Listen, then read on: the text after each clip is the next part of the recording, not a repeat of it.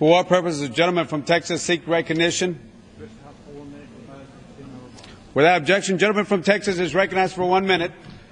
Thank you, Mr. Speaker. I saw a headline yesterday said another $1 trillion week in Washington, D.C. We're going to spend nearly $1 trillion this week in Washington. And you know what? We don't even have a budget. There's another problem. We don't have $1 trillion either. So now what are we going to do? Well, we're going to go out and borrow some more money from the Chinese and other people. You remember the old days when you used to go to your parents and ask them if they could get a loan? Now we go to our children and ask them if they'll pay back our loans. We hear a lot of talk in this town about cutting expenses, cutting the budget.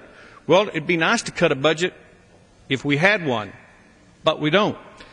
And how does the majority think that they can run this country, lead this nation, when they don't even have a budget? We don't even know what the deficit's going to be, but we hear it's going to be $1.8 trillion. And by the way, $1 trillion, that's 12 zeros, in case anybody wants to know.